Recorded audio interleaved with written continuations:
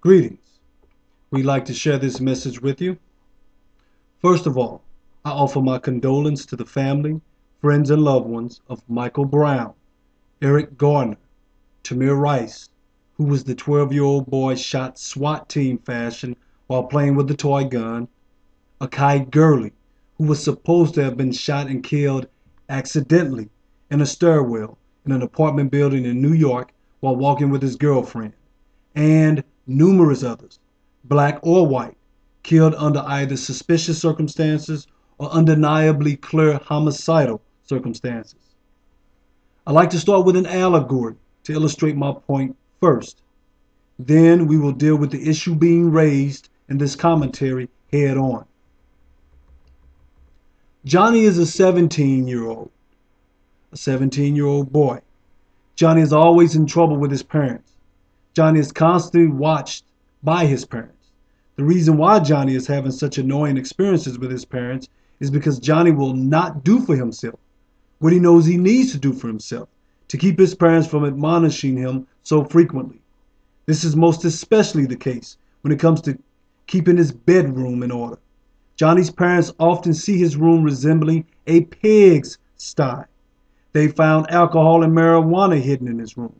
They found pornographic magazines, DVDs, and pictures in his room. They found disgusting, rotting, perishable food under his bed.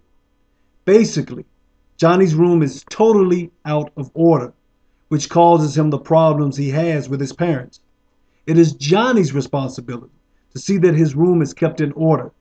If Johnny would simply do so, his parents wouldn't have a need to invade his privacy as he sees it. They wouldn't check on him so often. He wouldn't have to lock his door as often. They wouldn't cut out various privileges he enjoys as often. Johnny could enjoy life much more abundantly if he would simply do what he knows is the orderly and intelligent thing to do, particularly while he's under his parents' roof. Now, this allegory is applicable to the situation in the black community. Let me assert that I most certainly recognize the vast changes and improvements that need to be made by law enforcement and within the city, state, and federal entities. I applaud those who are addressing these concerns, of which I am one as well. Yet, this particular video is about our responsibility. Our responsibility. Brothers and sisters, what is our responsibility? Let me address this question by making these assertions. We are out of order with cosmic intelligence, or simply out of order with doing things the way they should be done when we demand of someone else that which we are unwilling to do ourselves.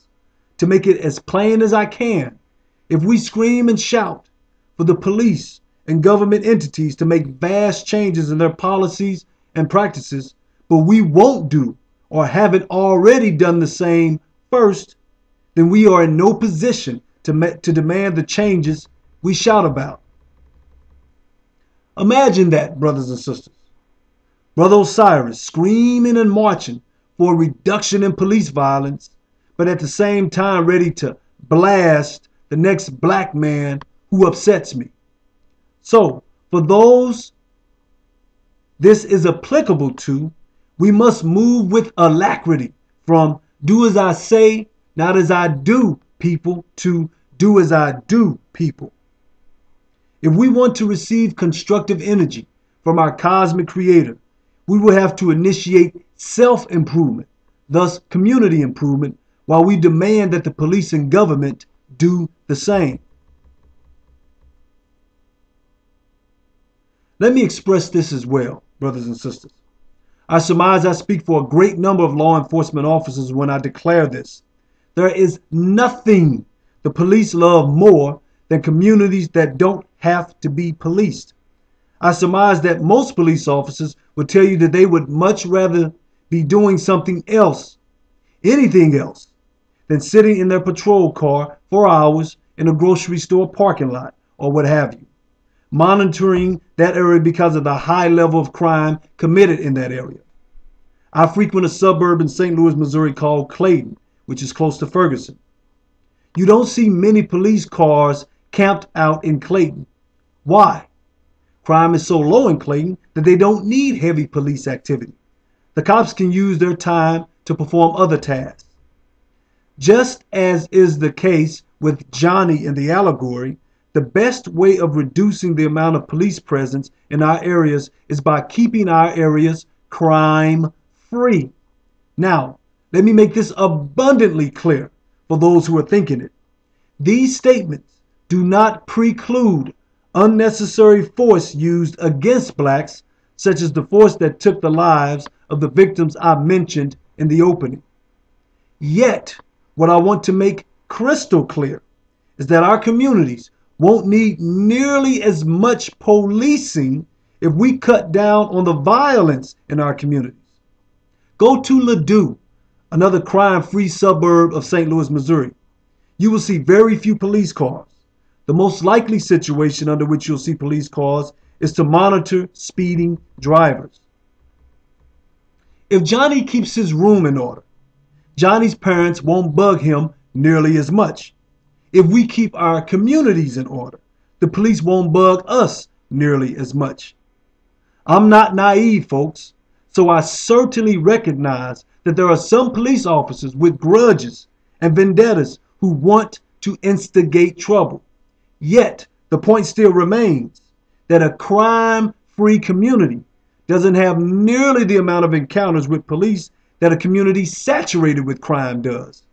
Keep in mind, brothers and sisters, black folks call the police on black folks. When shots are fired, here come the police. When the alarm to your house goes off, here comes the police. When your son is assaulted for his tennis shoes, you call 911 and here come the police. Johnny is tired of his parents coming into his room. But is Johnny willing to get his room in order so that his parents don't come into his room nearly as much? We say we are tired of the police coming into our neighborhoods. But are we willing to get our neighborhoods in order so that we don't have to see the police nearly as much? Now, I applaud the orderly protest I've witnessed and been a part of. It's wonderful to see hundreds of people gathering to show that they are totally dissatisfied with police violence, and they express themselves in a manner that does not destroy the people, places, businesses, and so forth in their own communities. Yet, the main reason there isn't more progress in our efforts against police violence is because so few are willing to do anything other than protest. There are hundreds of people who spend nearly the entire day from sun up to sundown protesting. They scream and shout and march nearly the entire time. I applaud these people. I've done so myself. But we need to make the transition from the streets to the boardroom. Folks, let's not make our entire contribution to the cause against police violence a grand display of emotion. Let's sit down, cool down, and think. Think. Think. Some see this situation as a war. Okay, I'll view it through that lens as well for now. Although I scoff at the thought of war in the most typical sense, I'll use it to elucidate my point. Now, we all know what it takes to be successful in war. We all know that plans have to be drawn up. Numerous individuals have to be assigned specific tasks. These individuals have to be trustworthy, reliable, willing to take orders, considerate of time, willing to make sacrifices, among other essential principles. I trust my point is clear.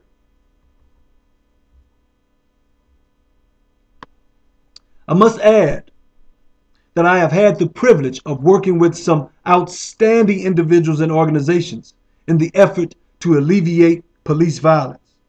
I offer kudos to Brother Yah Ami and his Human Rights and Justice Committee, Brother Brete Gray Ross and his associates, the brilliant Ms. Gerald Sanders and her organization ChangeIsOnUs.org, Washington University students who have organized against police violence, and several other individuals and groups. Thank you for your fellowship, and may our efforts continue to prove worthwhile. Before I conclude, I'm impressed to say a little bit about love in regard to the matter at hand.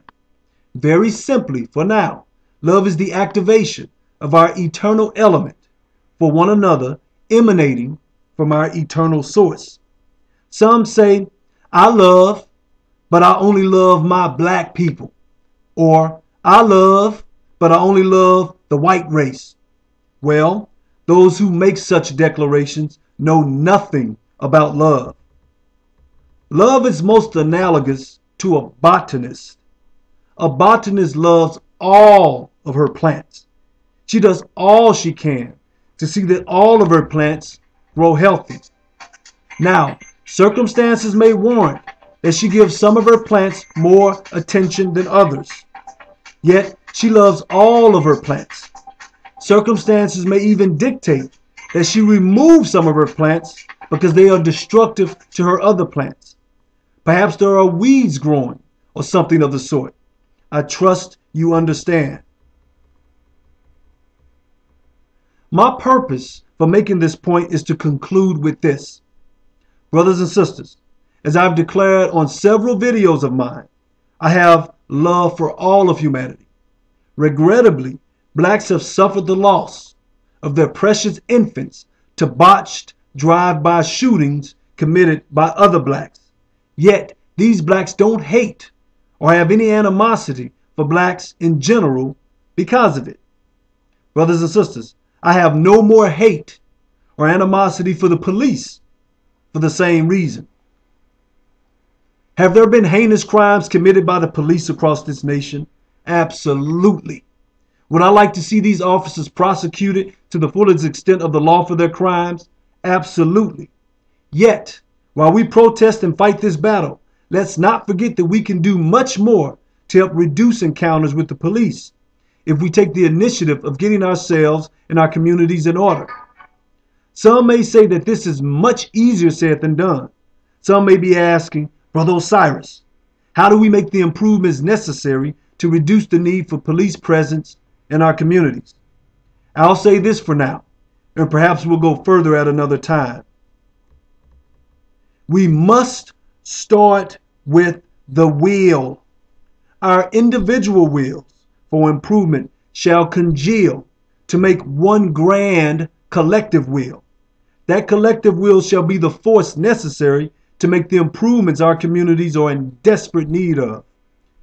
It's like a drip of water in a bathtub with germ-infested children's toys sitting in the tub. That drip of water aspires to lift those dirty, germ-infested toys out of the tub. If that one drip receives the cooperation of and unites with thousands of other drips, they can lift those filthy toys out of the tub. Brothers and sisters, I trust my point is clear. On this note, I thank you for your time and consideration. I trust I have been clear and concise, and that this has been an educational and inspirational experience for you. Love and harmony, Brother Osiris.